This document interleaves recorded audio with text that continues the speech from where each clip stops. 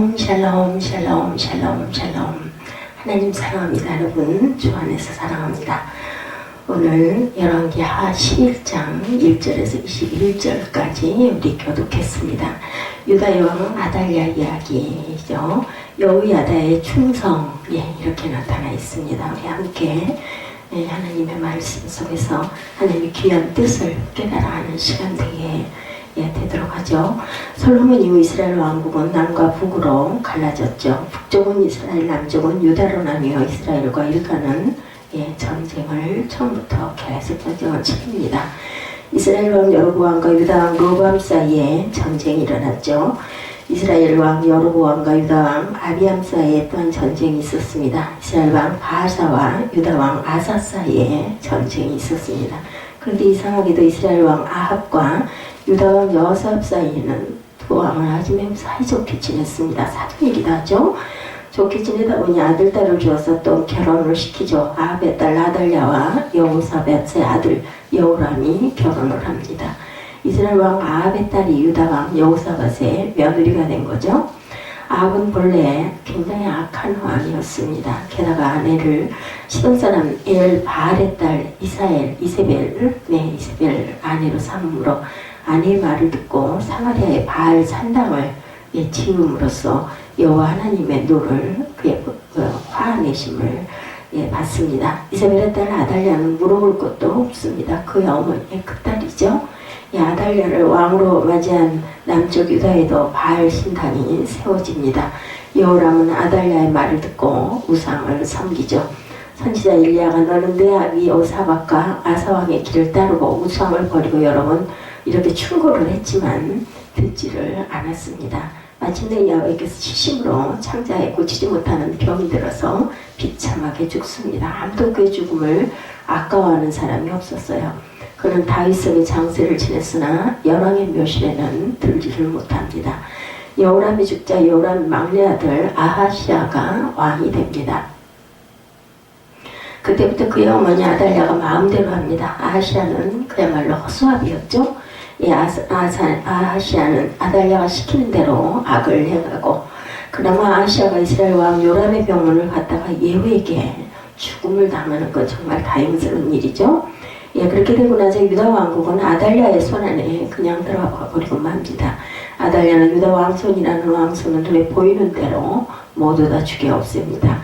악한 여자죠. 남편이 다스리던 나라를 아들에게 다스리고 하고 아들이 다스리던 나라를 손자가 다스리도록 해야 되는데 아들, 손자 다 죽여버리고 자기가 왕이 됩니다. 아달랴가 6년 동안 유다 왕국의 왕 노릇을 합니다. 그렇게 해서 죽은 여호람의 딸로서 아하시아의 누이로 여호사밧이라는 여자가 있었습니다. 여호사부아시죠. 이 여자가 시집을 가서 그때 당시 대제사장 여호야다의 아내가 됩니다. 이 여호야다와 여호사부아시 끊어진 유다 왕선을 이어가게 가야겠다라는 생각을 하죠. 그래서 죽은 아하시아가 낳은 갓난아기를 6년 동안 성전에 숨겨서 기릅니다. 아이가 자라서 7살이 되었을 때 쿠데타 반란을 일으켜서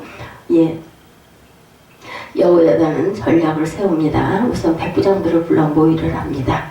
유다의 각 고을로부터 레위인과 족장들을 불러서 작전을 짜죠. 유다의 각 고을로부터 레위인과 족장들을 다 불러 모읍니다. 그리고 일반 백성들을 동원해서 또한 지지를 얻습니다. 거사의 날은 안식일로 정합니다. 다윗이 쓰던 창과 작은 방패와 큰 방패를 꺼내어 백부장들에게 주어서 성전 뜰을 또한 지키게 합니다. 백성들의 병기를 주어 좌편에서 우편까지 지키게 하고 성전에 들어갈 수 있는 사람은 제사장과 레위인들 뿐이었죠. 제사장과 레위인을 3대로 나누어 3분의 1은 성전문을 지키고 3분의 1은 왕궁을 지키고 3분의 1은 기초문을 지키게 합니다. 그리고 안식일이면 교체되는 출번 날짜와 입번 날짜를 제 위치에서 떠나지 못하게 이렇게 딱 해놓고 왕자를 성전으로 인도해서 머리에 기름을 붓고 왕궁으로 인도하여 율법책을 주고 면류관을 씌우고요. 왕 만세를 부릅니다. 이 왕의 이름은 요아스 왕이죠. 그때 왕의 나이가 7살이었습니다. 조선 왕조의 단종이 8살에 왕이 되었는데 요아스는 7살에 왕이 되죠. 왜 여호야다는 7살 난 요아스를 왕으로 세웠을까? 이런 경우에 무력 쿠데타는 또한 일으켜도 되는가? 왕손이 끊어지고 백성들이 우상을 섬기고 나라가 쑥대밭이 되어도 대제사장 여호야다는 정신을 이렇게 되죠. 차린 거죠. 그러나 왕손이 끊어져서는 안 될 그 왕손이 끊어졌다라는 것을 깨닫게 된 겁니다. 그는 하나님이 아브라함과 맺은 언약을 기억합니다. 내 씨로 말미암아 천하 만민의 복을 얻으리라. 또 그는 하나님의 다윗과 맺은 언약을 기억합니다. 내 자손 중에 이스라엘 왕이 오를 자가 끊어지지 아니하리라. 그래서 다윗의 왕손이 그만 끊어져 버리고 말았어요. 그 아달랴의 아주 잔인한 그 살상으로 인해서 여호야다는 이 끊어진 왕손을 이어야 되겠다라고 생각을 한 거죠. 그러기 위해서 아시아가 낳은 갓난아기를 숨겨서 기르게 된 겁니다. 7살 난 아이를 왕으로 세우기 위해서 무력혁명을 일으키고 다윗의 왕손이 끊어지지 않아야 그 혈통을 타고 메시아가 날 것을 그는 믿었기 때문입니다. 자식은 핏줄을 타고 나죠. 자식을 낳게 하려면 끊어진 핏줄이 이어져야 한다. 우리나라 사람들도 아들을 낳지 못하면 양자를 해서라도 대를 이으려고 하는 것은 이런 사상에서 비롯된 것 같은 참 많이 닮았습니다. 이스라엘 민족과 우리나라의 그 생각들이.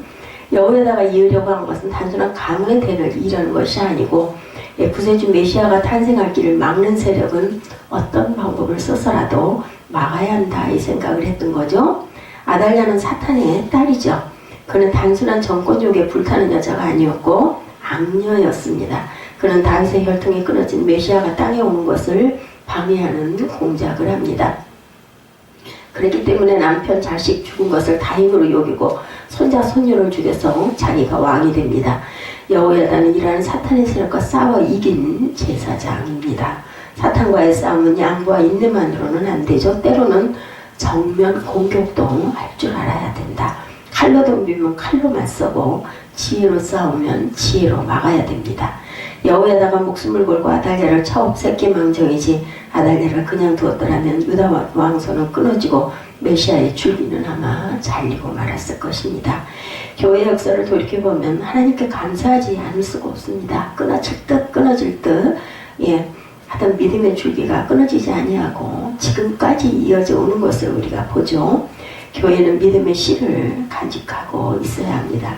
이 믿음의 씨를 잃어버리지 않도록 기도하는 종들을 이 믿음의 씨를 물려주려고 해도 한 성도들이 있어야 합니다. 우리의 싸움은 혈과 육에 속한 싸움이 아니죠. 믿음의 씨를 지키고 믿음의 씨를 물려주기 위한 싸움입니다. 이 믿음의 씨는 예수의 복음이죠. 오직 의인은 믿음으로 산다는 진리. 교회는 이것을 절대로 잊어버리면 안 되죠. 이것을 또한 빼앗기면 안 됩니다. 사탄이 고개를 흔드는 것은 이것을 잃어버리게 하라는 것이죠. 사탄이 교회에 싸움을 일으키는 것은 빼앗아 가려는 것이라는 것을 우리가 알아야 됩니다. 교회는 어떠한 일이 있더라도 이 믿음의 심화는 빼앗기면 안 된다. 복음, 말씀을 빼앗기면 안 되고 말씀이 끊어지면 안 되고 말씀을 받는 생명이 한 명이라도 있으면 교회는 이어져 갑니다. 예수의 복음, 예수의 믿음으로 산다는 진리만을 목숨을 걸고 지켜야 합니다. 저와 여러분들은 예수의 복음, 오직 의인은 믿음으로 살려나는 진리를 믿고 살아야 됩니다. 우리 교회는 믿음의 씨를 소유한 교회이죠. 여러분은 믿음의 씨를 소유한 성도들입니다. 모든 것을 믿음으로 해야 하고 예배전도, 선교, 봉사, 친교 믿음으로 해나가야 됩니다. 결혼, 사업, 연금, 여행, 믿음, 이 모든 것들도 또한 믿음으로 해야 합니다. 믿음으로 하지 않은 것은 죄이고 악이죠. 믿음으로 하지 않고 모력과 힘으로 하려는 사람은 아합과 같고 이세벨이나 아달랴와 같은 그러한 사람들이다. 믿음으로 하는 사람은 여호야다와 같고 여호사부아과 같은 사람입니다. 여호야다와 여호사부아과 같은 사람이 되어야 되겠죠. 여호야다는 왕의 후견인이 이제 되었습니다. 7살 난 왕이 아무것도 할 수가 없죠. 그래서 율법을 가르쳐 야훼 보시기에 정직하게 행하도록 합니다. 그리고 여호야다는 친히 백성들을 불러 모아서 왕과 언약을 맺게 합니다. 여호와만 섬기기로 언약하죠. 바알의 신당을 부숩니다. 바알의 제사장 마단을 죽입니다. 제사 제도를 또한 다시 회복을 합니다. 성전을 관리하는 직원들은 제사장과 레위 사람들의 수하에 두어 반차에 따라 봉사하게 하고 모세의 법대로 번제를 드리게 합니다. 다윗의 규례대로 문지기는 문을 지키고 노래나 하는 자는 노래하게 하죠. 요아스 왕은 제위 23년 되는 해에 성전 수리를 명령합니다. 그것이 잘 이행되지 않자 여호야다가 앞장을 서서 성전 수리비를 모으려고 직접 진두지휘해서 성전에 퇴락한 곳을 수리합니다. 요아스는 이름만 왕이고 여호야다가 왕의 일을 다 합니다. 다행히 여호야다는 나이가 130세까지 살아서 온 백성이 여호야다의 죽음을 슬퍼했다고 하죠. 백성들이 여호야다를 다윗성 열왕의 묘실에 장사를 진행합니다. 열왕의 묘실에는 아무나 묻힐 수 있는 것은 아니죠. 요아스의 아버지 아하시아는 예후에게 맞아 죽고 다윗성에 묻히지를 못했습니다. 왕인데도 불구하고 아하시아의 아버지 여호람은 다윗성에는 묻혔지만 열왕의 묘실에는 묻히지 못했습니다.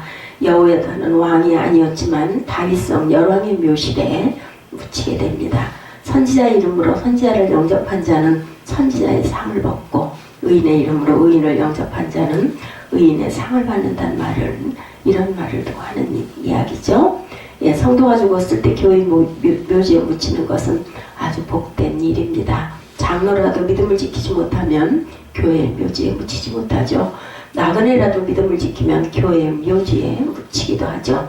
여호야다는 다윗성 열왕의 묘실에 묻힌다. 그래 여기서 우리는 한 가지 유의할 일이 있는데 여호야다는 다윗의 왕손은 아니었지만 그 왕손에서 맺힌 결실은 보지 못했습니다. 여호야다가 죽은 후 요아스는 믿음을 저버립니다. 그의 믿음은 참 믿음이 못 되었던 거죠. 여호야다의 강권에 의해 믿는 척한 믿음. 요아스는 유다 방백들의 말을 듣고 아살의 우상과 목상을 다시 또 섬깁니다. 왕이 우상을 섬기니 백성들도 또한 따라서 우상을 섬기죠. 대제사장 여호야다에게 아들이 있었습니다.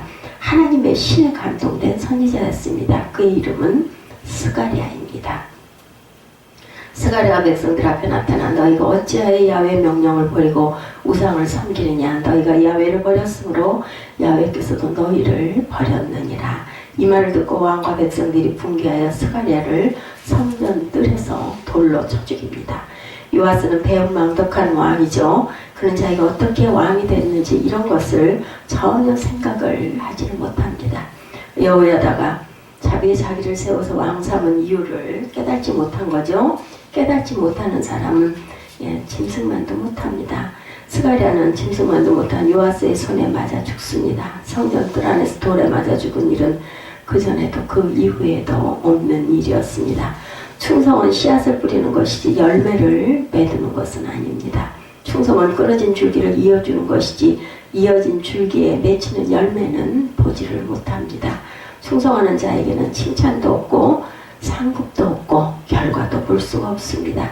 모세는 가나안 땅에 들어가지 못하죠. 예레미야는 바벨론에 가지 못했습니다. 다니엘은 예루살렘에 돌아오지 못합니다. 바울은 다시스로 가지 못했습니다. 그래도 이들은 그런 것은 상관치 않고 충성했습니다.